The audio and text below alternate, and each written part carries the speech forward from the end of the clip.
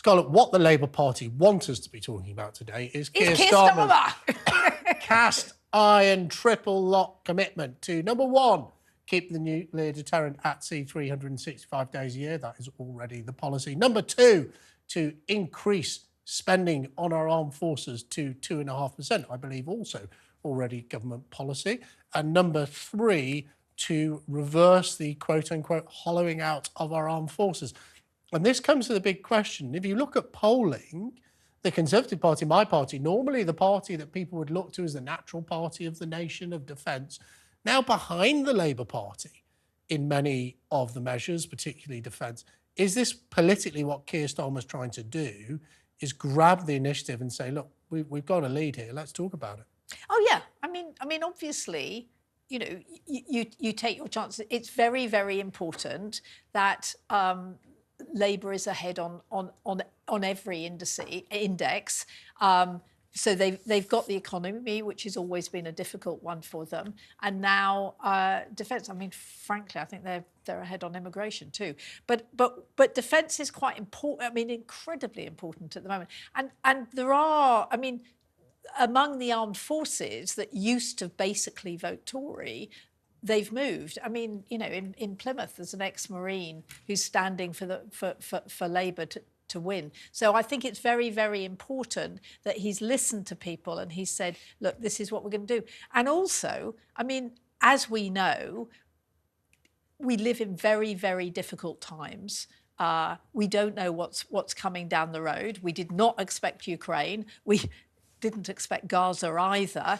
We don't know what the next one is. So we do need to be able to defend ourselves. And this is, I suppose, for Keir Starmer, is demonstrate the rebrand of the Labour Party from the Corbyn Labour Party of unilateral nuclear disarmament, which Corbyn believed in very personally. Keir Starmer, of course, campaigned to be Prime Minister. This, I think they would say, is the complete, the proof, if you like, that Labour's really changed under his leadership. Yeah. Well, I think everybody sees the change, and defence is the final one. Do you think? Do you not think that sort of honesty in politics matters though? Because Keir Starmer campaigned to make Jeremy Corbyn Prime Minister not once but twice. He campaigned for a second referendum. He was elected to leader of the Labour Party, saying he'd nationalise water companies. You know, this is the latest sort of U-turn. He's not even in government yet. He's committed more U-turns than the Conservative Party. Even that's bloody saying something these days. But should people believe him? Someone who constantly changes their position. How can you trust a word they say? This is not a man who's changed his position. This is a man who he campaigned for a Labour victory. He always had his problems with Jeremy Corbyn. There was absolutely no question. There were a lot of arguments within quite a lot of the decent shadow Labour cabinet. MPs resigned. Yeah, and he didn't. And he chose to. And some people fight from the outside, and some people fight from the inside. And he was inside doing the fighting. So a slightly less charitable person would say some people were prepared to do anything and say anything to grip power. Charlie, was that an analysis you'd agree with? Oh, absolutely. Yes, I would. No surprise. Oh, I mean, Keir is a really honest guy. Well, he didn't fight very hard against Jeremy Corbyn, did he? Whilst he was in the tent. Otherwise, Jeremy Corbyn would have committed to the nuclear deterrent. Jeremy Corbyn was an and Verena would have voted for it. David Lammy would have voted for it. An anti-nuclear. No, you can fight and lose. I mean, you know, so whatever. Keir Starmer's a loser. Charlie, is that what you're saying? No, Charlie. Whatever I say to you, you will disagree with me. That doesn't mean I'm a loser, and it doesn't mean I don't fight really hard. And I think. Okay, well, look, just before we have we agree on Angela Rayner, a nuclear war here on the show. I'm so pleased that many of you have been getting. Sorry, everyone's having a good time. I'm so pleased so many of you have been getting in touch. Text the unit 87222, because every Friday about this time we do the Joy of Text, where I ask my panel, give them a bit of notice, to look at the text messages that have flooded in from people and do a bit of analysis of them. And the big question we're asking you today is, we've just been talking about it here, is can you trust Keir Starmer with the nuclear deterrent? And if so, why? And I'm going to start, as I give a bit of notice to... I think I agree with Mike. Mike, hello, your moment to shine. He says, He's a proven liar. I guess he means Keir Starmer. He changes his speeches often. He is weak. And I think, Charlie, that points to the fact that we've just been highlighting that trust and consistency matters in politics. And whatever else you say about Keir Starmer, he cannot say that he's been consistent on many issues.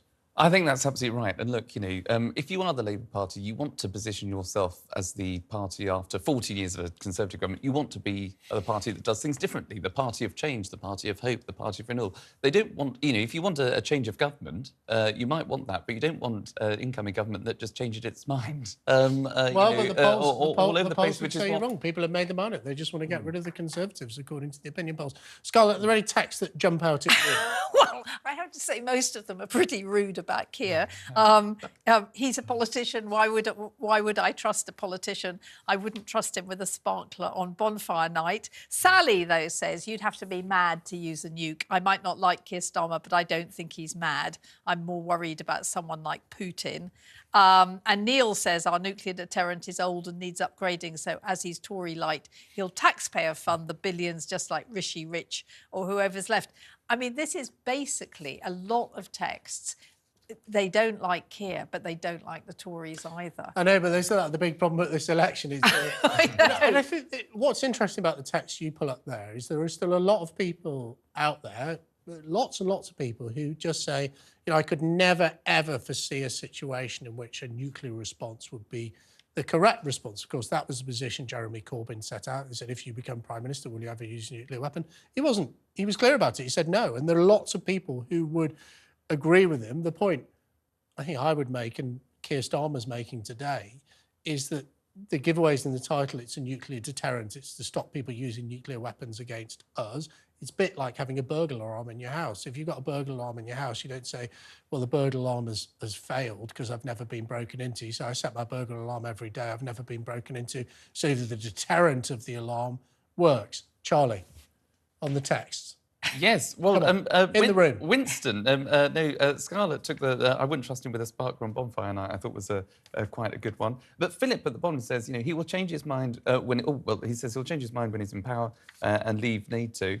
But Craig, he says that Sir Keir Starmer just says what he thinks will get him support, talks stuff on defence, but doesn't mean it. And I think that's one thing that does resonate with the public, that, the Labour Party don't have clear policies, that, Keir Starmer will just go whichever way the wind's blowing, whether it's to the left when it comes to gender identity issues. Do they really have to? So I can I've looked, I can tell you what lots of the Labour Party policies are. So their policy on business taxation is to have a review of business taxation when they're in power. Their policy on defence spending is to have a review of defence spending when they're in power. Their policy on business rates, this is all on the Labour Party website, you can look it up, their policy on business rates is to have a review of business rates. Aren't where we are in the political cycle that Labour Party can basically say whatever they want about anything because people say the country's in a mess, it's time for change. Yes, the Keir Starmer could be the Charles Dickens character Fagin from Oliver, where he's reviewing the situation, reviewing, rather than actually tackling the issues that the country faces, because it's all a review. And some of the policies that you were talking about earlier on are just, I'm afraid to say, Conservative Party policies, maintaining the nuclear deterrent. We've already got it, building 1 million new homes over the It was a Labour politician in the government who brought it in. He says this is a greater achievement for the Labour Party as the NHS. Well, some of you have been getting in touch about this by phone. Keep those calls coming in. Let's go to Jackie in Manchester. Jackie, thank you so much for calling into the show today. Hi, Jake. Hi, how you doing? I'm okay, thank you. I believe that Starmer is in favour of anything that will get him a vote because he's desperate to get in power. I believe that what he's telling is the way that the three senior members of the shadow cabinet, Lisa Nandy, Angela Rayner, etc., have voted about the nuclear deterrent. And I think this is what we're going to see. Labour will get into power, but I believe it's only a sticking plaster over some of these issues. And when they do get into power, the left of the party will start to revolt over some of these issues.